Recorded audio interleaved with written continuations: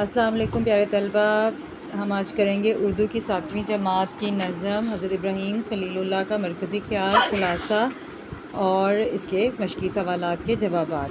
شروع کرتے ہیں۔ مرکزی مضمون میں پہلے حوالہ متن لکھیں گے، نظم کا نام، شاعر کا نام۔ اس نظم کا مرکزی حضرت حفیظ الندری اس کے شاعر ہیں۔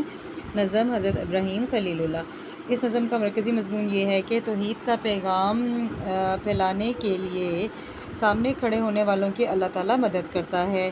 حضرت ابراہیم ظالم کے یہاں آنا چاہیے تھا، ظالم کے سامنے کھڑے ہونے والے کی اللہ مدد کرتا ہے۔ حضرت ابراہیم علیہ السلام نے ظالم بادشاہ نمرود کے سامنے توحید کا پیغام دیا، نمرود نے اسے آگ میں ڈالنے کا فیصلہ کیا تو اللہ کے حکم سے آگ ٹھنڈی ہو گئی۔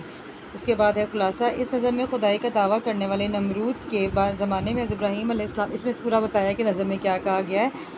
خدائی کا دعویٰ کرنے والے نمرود کے زمانے میں حضرت ابراہیم علیہ السلام کے نبی ہونے کا تذکرہ کیا گیا ہے۔ بابل کے بادشاہ نمرود نے خدائی کا دعویٰ کیا تو ہر طرف کفر کا اندھیرا تھا۔ اس دور میں اللہ تعالیٰ نے حضرت ابراہیم علیہ السلام کو مبعوث فرمایا، انہوں نے ان کے تمام بتوں کو توڑ ڈالا اور لوگوں کو اللہ کا پیغام پہنچایا۔ ان کے اس عمل سے نمرود نے پسند نہ کیا اور اسے ابراہیم علیہ السلام کو اسلام کا دشمن تھا، اس لیے آتش کدہ یعنی کہ آگ جلانے کی جگہ ہوتی ہے آتش کدہ روشن کیا اور آپ علیہ السلام کو اس آگ میں ڈال دیا، لیکن اللہ کے حکم سے آگ ٹھنڈی ہو گئی اور آپ علیہ السلام کو کوئی نقصان نہ پہنچا۔ اچھا، آگے سوال جواب میں چلتے ہیں۔ پہلا سوال، نمرود کون تھا اور کیا چاہتا تھا؟ نمرود بابل کے شہر کا بادشاہ تھا اور وہ خدائی کا دعویٰ کرتا تھا اور وہ چاہتا تھا کہ سارے اس کو خدا مانیں اور اس کی عبادت کریں۔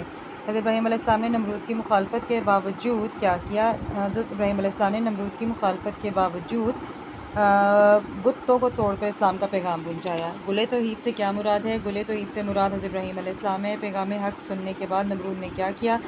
نمرود نے پیغام حق سننے کے بعد وہ حضرت ابراہیم علیہ السلام کا دشمن بن گیا اور آپ علیہ السلام، یہ رانگ لکھا ہوا ہے، علیہ السلام آتا ہے نبیوں کے ساتھ، علیہ السلام کو آگ میں ڈالنے کی کوشش کی۔ حضرت ابراہیم، یہ دیکھیں آئین آئے گا، یہ رانگ ہے، رضی اللہ تعالیٰ نہیں آئے گا۔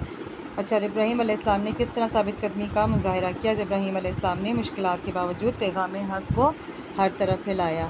یہ ہو گئے سوال جواب، اس کے مشقی سوالات کے جواب۔ اب تشریح کے لیے آپ لوگ میری اگلی ویڈیو دیکھیں۔ اللہ حافظ۔ یہ دیکھیں، یہ میں ابھی ساتھ ٹھیک کر دیتی ہوں۔